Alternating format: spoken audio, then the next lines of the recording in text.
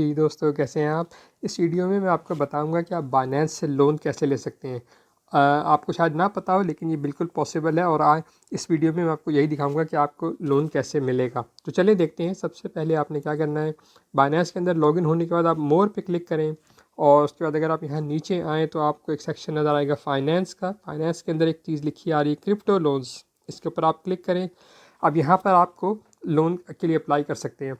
अगर आपका अकाउंट अच्छी कंडीशन में है, यानी कोई आपका पोजीशन लिक्विडेट वगैरह नहीं हुई और आपका अकाउंट एक्टिव है और वेरीफाई हुआ हुआ, तो आपको लोन मिलने में कोई प्रॉब्लम नहीं होना चाहिए। तो मैं आपको दिखाता हूँ कि कैसे क्या करना होता है। आपको स्टार्ट बोरोइंग पे क्लिक करें। ठीक है। अब आपको आपको सबसे पहले अपना कोलेट्रल अमाउंट सेलेक्ट करना है। कोलेट्रल क्या है? वो चीज़ जो आप फाइनेंस के पास as a security, as a deposit जमा करवाएंगे। और फिर जब आप वो बता देंगे, उसके बाद वो आपको पूछेगा कि आपने उसके अगेंस्ट क्या चीज़ लेनी है, यानी कौन सा टोकन या कौन सा कॉइन लेना है। तो सबसे पहले हम कोलेट्रल बताएंगे कि हम क्या देना चाहते हैं। मेरे पास इस वक्त ADA है। मैं कहता हूँ कि ठीक है, मैं ADA बाइनेंस के पास एज ए सिक्योरिटी रखवा के उसके अगेंस्ट कोई और चीज़ लेना चाहता हूँ। तो हर करेंसी की अपनी मिनिमम रिक्वायरमेंट होती है। ADA की को क्या 300, आप देख सकते हैं 349 मिनिमम ADS चाहिए। मेरे पास सिर्फ 89 है। तो लेकिन अभी मैं सिर्फ आपको इस वीडियो में दिखाने के लिए कि कैसे होता है। जब आप वो उसको मैक्सिमम बता देंगे, चले मैं इसको 350 सेलेक्ट किया ही देता हूँ, बेशक हो या नहीं हो। आपने वो बता दिया तो अभी आपको बताएगा कि इसके अगेंस्ट आपको कितना बोरो आप कर सकते हैं। ठीक है। जैसे मैंने बताया, आप BUSD की जगह दूसरे भी सेलेक्ट कर सकते हैं, आपकी मर्ज़ी है।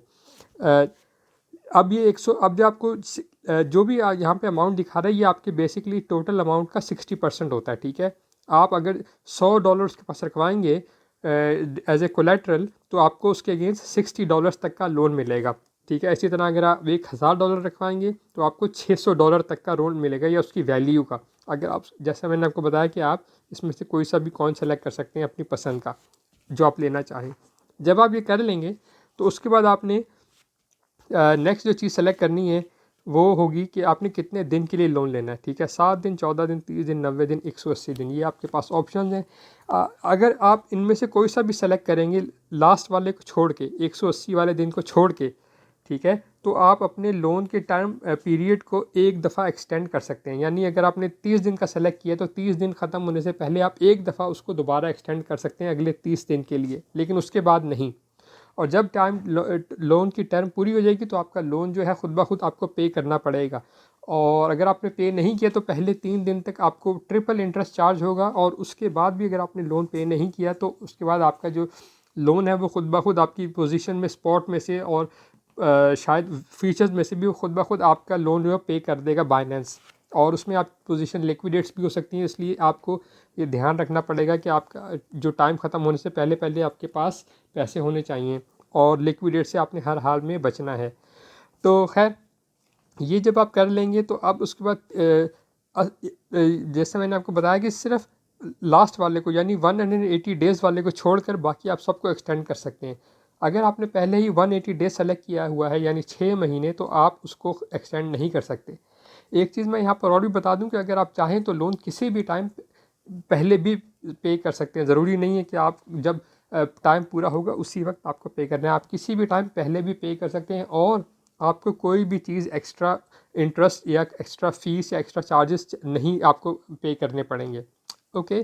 तो एक दफ़ा आप वो सेलेक्ट कर लेते हैं कि आपने बता दिया कि कोलेट्रल आपने बैंक के पास क्या रखवाया, आपने ये बता दिया कि आपने कौन सी उसके अगेंस्ट कौन से टोकन कॉइन आपने लेना है, और उसके बाद आपने उसको अपना टाइम ड्यूरेशन बता दिया कि कितने टाइम के लिए आपको लोन चाहिए। और फिर ये एंड में आपको बताएगा कि आपको डेली इंटरेस्ट कितना चार्ज होगा, और आवरली, डेली, और फिर फाइनल इंटरेस्ट टोटल अमाउंट कितनी होगी। तो आप देख सकते हैं कि अगर आप 100 USD डॉलर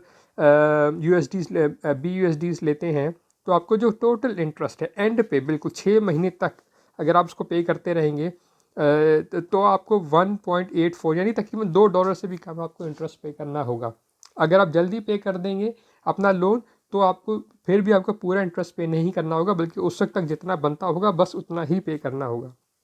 तो ये इस तरह से आप क्रिप्टो लोन को यूज़ कर सकते हैं। जैसा मैंने आपको बताया कि यहाँ से लोन लेने के बाद आप उसको विड्रॉ भी कर सकते हैं। आप इसको अपनी लोकल करेंसी में, पाकिस्तानी रुपीज़ में, इंडियन रुपीज़ में, डॉलर्स में, कि जिसमें चाहें आप इसको कन्वर्ट करके अपने बैंक से लोकल से विड्रॉ भी कर सकते हैं। बस आपको ये याद रखना होगा कि आपको अब कितने टाइम के लिए लिया और आपको ये वापस भी करना है।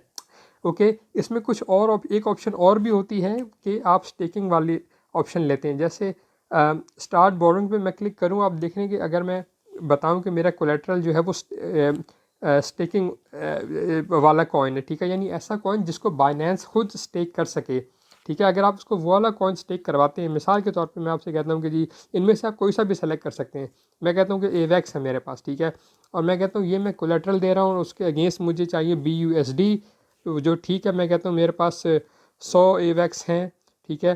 तो अब आप देखें अगर मैं ये आप ड्यूरेशन कोई भी सेलेक्ट करने आपके ऊपर है, तो आप देखें इंटरेस्ट जो है बिल्कुल ज़ीरो हो गया, यानी 6 महीने तक आपको होल्ड करें तो आपको इंटरेस्ट ज़ीरो पड़ेगा, बिल्कुल इंटरेस्ट फ्री लोन है। यानी कि क्योंकि बाइनेंस क्या करता है, क्योंकि आपने जो टोकन एज ए कोलेट्रल उनको दिया है वो स्टेकिंग वाला टोकन था, ठीक है। इसका मतलब है बाइनेंस आपके उस टोकन को खुद ब खुद स्टेक करेगा और उससे जो भी प्रॉफिट आएगा वो बाइनेंस रखेगा और आपको उसके अगेंस्ट तो उन्होंने पैसे पहले दे ही दिए BUSD।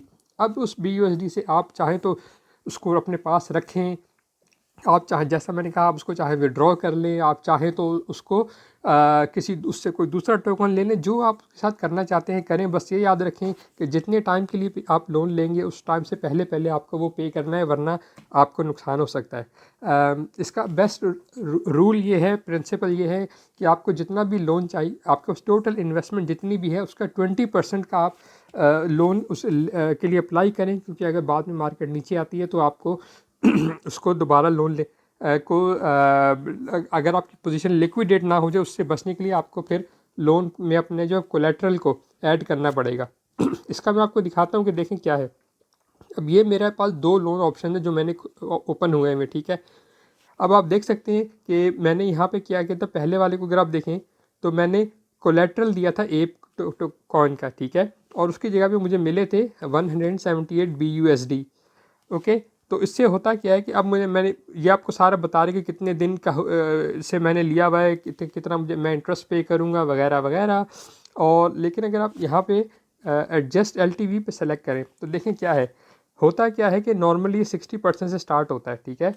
और जैसे अगर टोकन की प्राइस जो आपने कोलेट्रल दिया था, अगर वो प्राइस उसके नीचे जाती रहती है तो आपका जो रिस्क है वो ऊपर आता रहता है। पहले अभी लो रिस्क में है, अगर टोकन की प्राइस नीचे जाएगी तो फिर ये मीडियम रिस्क में आ जाएगा और फिर ये हाई रिस्क में आ जाएगा। जब ये हाई रिस्क में आके 83% पे पहुंच जाएगा और अगर आपने उसको उस वक्त तक अपनी पोजीशन को स्ट्रॉन्ग नहीं किया, यानी उसमें और एप ऐड नहीं किए, तो आपकी जो पोजीशन है वो लिक्विडेट हो जाएगी। इसलिए इसके ऊपर आपको नज़र रखनी है कि आपका जो है कि जो आप लो रिस्क में रहें, मीडियम रिस्क में भी ठीक है, एक्सेप्टेबल है, लेकिन हाई रिस्क में आपने नहीं जाना। तो ये सब टोकन की प्राइस पर डिपेंड करता है कि आपने टोकन जब लिए थे उससे क्या प्राइस थी और आपने जब कोलेट्रल जो दिया था और उसके अगेंस्ट कितने पैसे लिए थे और उन पैसों से आपने क्या किया, ये सब उस पर डिपेंड करता है। लेकिन बस आपने ये ध्यान रखना है कि आपने इसको लो रिस्क पे नहीं जाने देना। अगर आप फ़र्ज़ करें आप मीडियम रिस्क पर आ गए, मीडियम और हाई रिस्क पर आ गए, तो आपको क्या करना होगा, आपको पैसे चाहिए अपने लोन में ऐड करने होंगे एज ए डिपॉजिट, ठीक है। जब आप एज ए डिपॉजिट ऐड कर देंगे, ठीक है, तो पैसे कौन से, जो टोकन आपने एज ए कोलेट्रल लिया वही टोकन आपको वापस और ऐड करने होंगे। अगर आपने एप टोकन लिया था तो आपको और एप ही यहाँ पर ला के ऐड करेंगे। जब आप वो और एप ला के ऐड कर देंगे तो आपका जो है रिस्क जो है वो फिर नीचे से कम हो जाएगा। तो ये चीज़ आपको बस जहन में रखनी होगी। इसलिए आपके पास टोटल जो भी इन्वेस्टमेंट है उसका 20% से ज़्यादा आपने कभी भी एक दफ़ा में उसके लोन के लिए अप्लाई नहीं करना। जब एक दफ़ा आप सक्सेसफुली एक पूरी ट्रांजैक्शन कर लें, लोन आपने ले लिया, लोन अप्लाई हो गया, लोन आपने पे बैक कर दिया, तो फिर आप अगली नेक्स्ट पोजीशन को खोलें। इस तरह से जल्दी जल्दी करने से आप ये है कि अगर आप अपना नुकसान कर लेंगे, तो बेहतर है कि आप एक वक्त में एक ही चीज़ के साथ डील करें जितना आप कर सकते हैं। मैंने 2 पोजीशंस खोली हुई हैं क्योंकि मैं 2 पोजीशन अफोर्ड कर सकता हूँ, लेकिन आपने सिर्फ अपने हिसाब से खुद देख के चलना है। तो ये होता है कि बाइनेंस के अंदर क्रिप्टो लोन्स के साथ कि आप कैसे अप्लाई कर सकते हैं और आपको कैसे उससे फ़ायदा उठा सकते हैं। एक चीज़ बस मैं आपको बता दूं कि देखें, जब आप लोन लेते हैं तो आप उनसे जो पैसे लेके उसको फ़ौरन लेके अपने पास रख सकते हैं। ज़रूरी नहीं कि आप उसको इस्तेमाल करें, क्योंकि अगर आपने लोन लिया है, ठीक है, और मार्केट में प्राइस नीचे आ गई है, तो उस वक्त आप उस एक अपने टोकन को, कोलेटरल टोकन को ले लें और आपको कम पैसों में ज़्यादा टोकन मिल जाएंगे और उसको यहाँ पर आके अपने कोलेटरल में ऐड कर दें। तो ये भी ये ज़्यादा इम्पोर्टेंट है, लेकिन बस आपने ये जहन में रखना है कि आपने अपने पोजीशन को लिक्विडेट में नहीं होने देना। ओके, इसलिए इससे आपकी पोजीशन भी लिक्विडेट होगी, आपको लॉस भी होगा और प्लस आपको आइंदा बाइनेंस से लोन लेने में प्रॉब्लम होगी। तो ये चीज़ आपने ध्यान में रखनी है। तो बस दोस्तों, उम्मीद है कि आपको क्रिप्टो लोन्स बाइनेंस पे आके कैसे ले सकते हैं आपको समझ में आ गई होगी।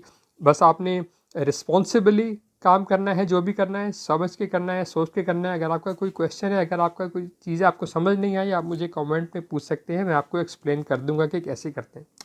इसके साथ ही इस वीडियो को दोस्तों मैं यहीं ख़त्म करता हूँ। उम्मीद है आपको पसंद आई होगी। अगर आपने चैनल को सब्सक्राइब नहीं किया तो अभी कर लीजिए, क्योंकि मैंने और भी अच्छी ज़बरदस्त किस्म की ऑप्शन वीडियोस बनाई हैं कि कैसे आपको एक टोकन से डबल स्टेकिंग का रिवॉर्ड मिलता है। आप वो वीडियोस भी मेरी देख सकते हैं। इसके साथ ही वीडियो यहीं ख़त्म करता हूँ। दुआ में याद रखिएगा। शुक्रिया।